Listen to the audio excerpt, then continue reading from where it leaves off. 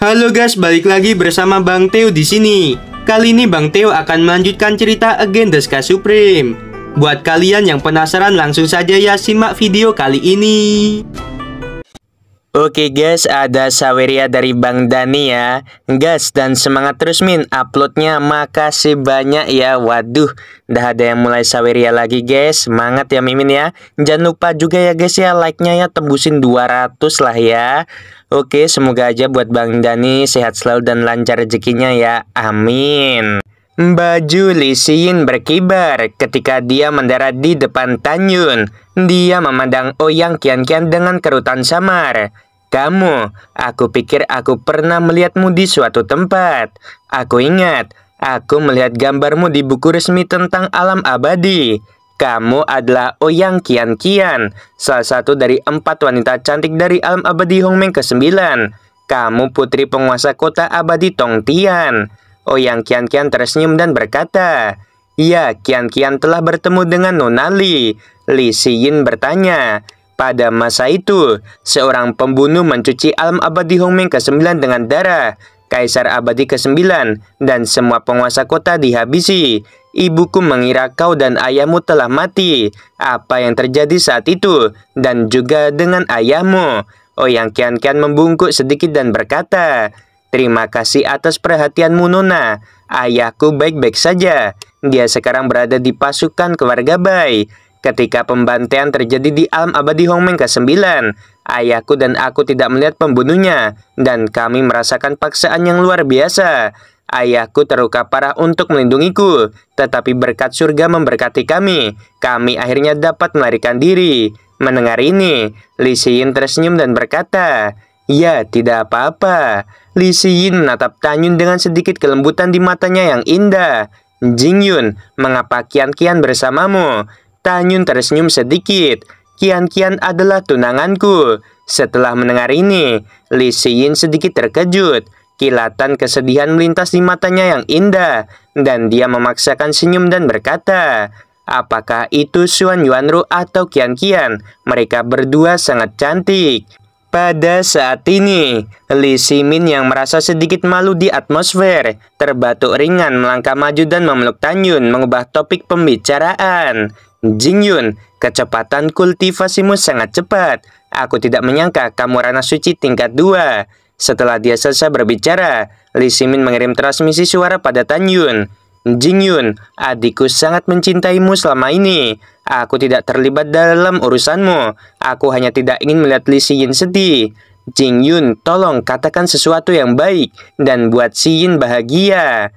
Mendengar ini, Tanyun ragu-ragu dalam hatinya dan menatap Lee Sin yang linglung. Tetapi pada akhirnya, dia tidak mengatakan sesuatu yang baik. Dia tidak ingin memberi Lee Sin harapan. Bagaimanapun, dia adalah putri dari musuh bebuyutannya, jadi lebih baik menjaga jarak darinya. Pada saat yang sama, Tanyun juga tahu bahwa Lee Sin benar-benar baik pada dirinya sendiri. Jika tidak, dia tidak akan memberikan semua cairan semi suci yang enggan dia gunakan saat itu. Memikirkan hal ini, Tanyun mengirim transmisi suara pada Lee Simin. "Saudara Lee, aku tahu Sin baik kepadaku, tetapi aku sudah memiliki 7 istri dan 3 tunangan, dan aku tidak ingin menyakiti Sin. Jadi, aku hanya bisa merasa kasihan padanya. Aku hanya bisa mengatakan hal-hal yang baik." Sebelum Tanyun selesai berbicara, dia diinterupsi oleh transmisi suara Lee Simin. "Saudara Jing, aku hanya memiliki adik perempuan 1, dan aku tidak ingin melihatnya sedih. Tahukah kamu, Sin tidak pernah tergoda oleh pria manapun. Hanya kamu tidak hanya tergoda, tetapi juga terobsesi dengan cinta. Pada malam upacara ulang tahun, ketika dia mengetahui bahwa kamu memiliki istri dan tunangan, dia diliputi rasa sakit. Dia juga ingin melupakanmu, tetapi setelah bertahun-tahun, aku sering melihatnya sendirian dalam keadaan linglung. Dia benar-benar peduli padamu. Katakan sesuatu yang baik dan buat dia bahagia." Mendengar apa yang dikatakan pihak lain, Tanyun mengangguk memandang Lee Sin dan berkata, "Sin, kamu juga cantik." Mendengar itu, Lee Sin yang awalnya linglung tiba-tiba tersenyum dan berkata, "Jingyun, kamu akan pergi ke kota sekarang. Apakah kamu ingin melihat ibuku?" Tanyun berkata, Aku tidak akan pergi untuk saat ini. Aku masih memiliki beberapa hal untuk ditangani. Setelah kesepakatan selesai, aku akan pergi menemui guru. Baiklah, mata indah Li Xiyin mengandung sedikit harapan. Jingyun, kapan kamu akan mengunjungi ibuku? Tanyun memikirkannya dan berkata, tidak pasti, mungkin itu akan terjadi setahun kemudian. Baiklah, kalau begitu aku akan menunggumu, kata Li Xiyin sambil tersenyum. Tanyun mengepalkan tinjunya ke arah kedua bersaudara itu. Lalu dia berkata, mari kita ucapkan selamat tinggal. Sampai jumpa setahun lagi. Setelah berbicara, Tanyun mengulurkan tangannya dan mengambil tangan Gyo Ouyang Qianqian ke udara, berubah menjadi seberkas cahaya, menembak ke arah jurang para dewa yang ganas. Li Ximin memandang Li Xiyin di sebelahnya, yang menatap langit dengan linglung. Dia menghela nafas dan berkata, Xiyin, adikku yang baik, dengarkan kakak. Ada terlalu banyak wanita di sekitar Jingyun. Dia benar-benar tidak cocok untukmu. Li Xiyin sedikit mengernyit, lalu berbalik untuk melihat Li Ximin, dan bibir merahnya dengan ringan berkata, kakak, aku sudah memikirkannya. Ada banyak wanita di sekitarnya, yang berarti dia lebih baik dari yang lain. Kecantikan Ouyang Qianqian tidak kalah dengan milikku, tapi dia mau menjadi tunangan Jingyun. Dia bisa menerima kenyataan bahwa ada banyak wanita di sekitar Jingyun. Mengapa aku tidak bisa? Setelah mendengar ini, Li Ximin mengangkat alisnya.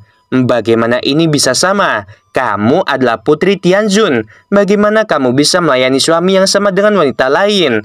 Li Xiyin menarik napas dalam-dalam dan berkata, Putri Tianzun juga seorang manusia dan memiliki emosional. Kakak, kamu tidak perlu mengatakannya. Setelah itu, Li Xiyin berubah menjadi seberkas cahaya dan terbang ke kota Dewa Hongmeng. Li Ximin melihat sosok adik perempuannya yang menghilang. Dia melepaskan kesadarannya dan menyelimuti Jingyun yang sudah terbang dan berkata, Saudara Jing, aku baru saja membujuk Xiyin. Dia sangat gigih dalam perasaanmu. Saudara Jing, sejujurnya aku hanya punya adik perempuan satu itu, dan aku tidak ingin dia diganggu oleh cinta sepanjang waktu. Dan dia berakhir dengan memar di sekujur tubuhnya. Tanyun, yang berada dalam penerbangan, mendengarkan kata-kata itu dan berkata, baiklah, lain kali kita bertemu, aku akan menjelaskannya kepada Xiyin. Setelah transmisi suara, Tanyun memegang Ouyang Qianqian dan terus terbang di lautan awan yang luas. Ouyang Qianqian cemberut dan berkata dengan nada masam, aku pikir Li Xiyin jatuh cinta denganmu. Apakah kamu cemburu? Tanyun tersenyum. Bagaimana bisa aku cemburu? Sebelum kata-kata Ouyang Qianqian selesai, Tanyun menoleh dan mencium bibirnya. Ouyang Qianqian sangat menawan sehingga dia dicium oleh Tanyun, dan kecemburuan di hatinya menghilang seketika. Tiba-tiba, Tanyun yang mencium Ouyang Qianqian mengerutkan kening, dan ada niat membunuh yang dingin di matanya. Ada apa? Ouyang Qianqian melihat perubahan ekspresi Tanyun di matanya, dan berkata dengan transmisi suara. Bibir Tanyun terlepas dari bibir Ouyang Qianqian, dan dia berkata dengan suara acuh tak acuh. Ada 30 aura ranah Raja Suci mengunci kita. Dilihat dari aura, 10 diantaranya adalah Raja Suci tingkat 4, 5 Raja Suci tingkat 5, 5 Raja Suci tingkat 6, 9 Raja Suci tingkat 7, dan 1 Raja Suci tingkat 8. Kian-kian, kita bertindak seolah-olah tidak menyadarinya. Setelah transmisi suara, Tanyun berkata kepada Jinglu yang sudah menjadi binatang suci tingkat 7 di pagoda Ling Xiao. Xiaolu, seberapa kuat kamu dalam tantangan lompatan? Transmisi suara Jinglu berkata, aku tidak takut dengan Raja Suci tingkat 9. Setelah mendengar ini, hati Tanyun dipenuhi dengan niat membunuh, dan transmisi suara memberitahu Jinglu tentang kekuatan musuh dan berkata, setelah mereka menyusul, kamu dapat menghabisi Raja Suci tingkat 7 dan 1 Raja Suci tingkat 8. Apakah kamu percaya diri? Tidak masalah, Jinglu berkata dalam transmisi suara. Tanyun berkata, aku akan mengurus sisanya. Tanyun tahu betul bahwa dengan kemampuannya Ranah Suci tingkat 2, dia akan mampu menghadapi 5 orang Ranah Raja Suci tingkat 6. Dia juga tidak boleh menggunakan teknik andalan seperti formasi pedang Dewa Hongmeng, supaya identitasnya tidak terungkap. 3 jam kemudian, Tanyun yang terbang bersama Ouyang Qianqian merasakan 30 kesadaran masih mengunci mereka. Tanyun tahu bahwa pihak lain pasti ingin menunggu sampai dia jauh dari kota Dewa Hongmeng sebelum melakukan sesuatu pada dirinya.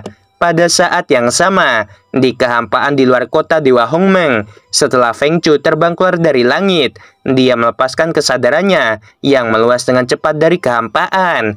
Ketika kesadaran meluas ke 100 juta mil di timur, itu mengunci Tanyun dan Ouyang Qianqian yang sedang terbang. Karena kesadaran Feng Chu melampaui Tanyun terlalu banyak, Tanyun tidak bisa merasa bahwa dia sedang dimata-matai oleh Feng Chu. Feng Chu mengerutkan kening. Melalui kesadarannya, dia menemukan bahwa di lautan awan yang luas, 3 juta mil di belakang Tanyun, 30 arus udara mengikuti Tanyun. Ada sedikit pencerahan di mata Feng Chu. Dia menyimpulkan bahwa 30 orang menggunakan teknik tembus pandang dan mengikuti Tanyun dari kejauhan. Pada saat yang sama, dengan kesadarannya yang kuat, dia menemukan 30 orang yang tidak terlihat.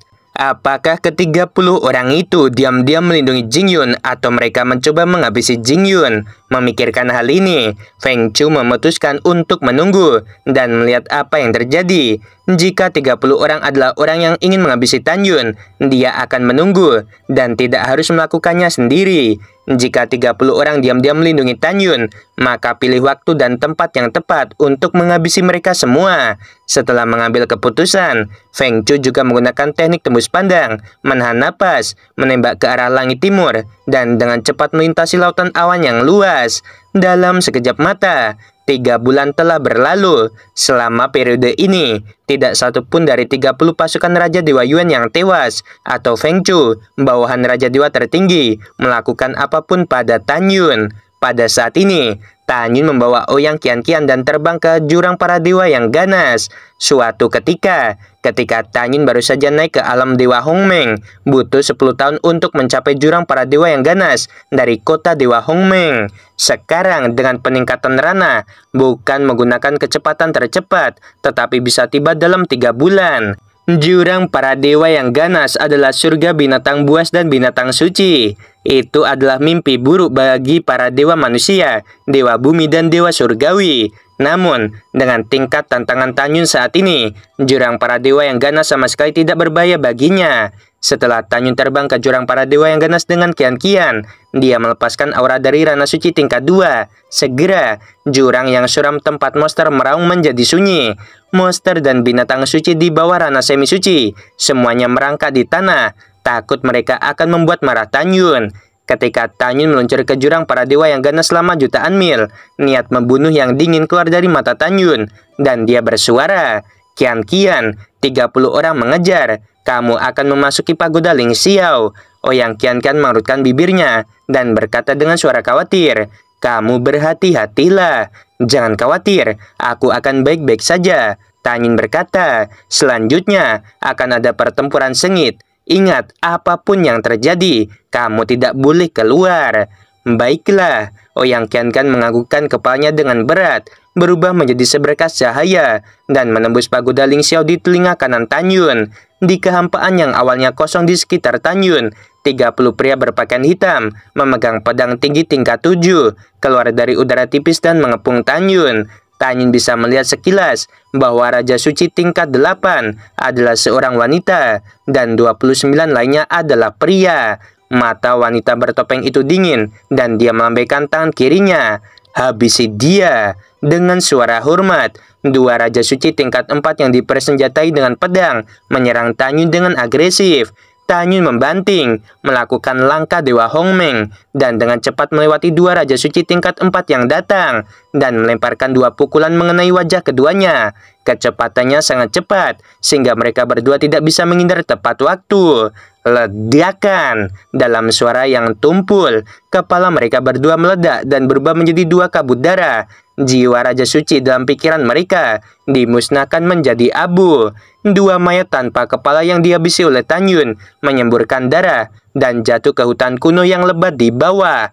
Wanita bertopeng hitam dan 27 pria lainnya tercengang. Mereka tidak menyangka bahwa 2 Raja Suci tingkat 4 yang terlatih akan sangat rentan terhadap Tanyun, yang hanya seorang suci tingkat 2 belaka.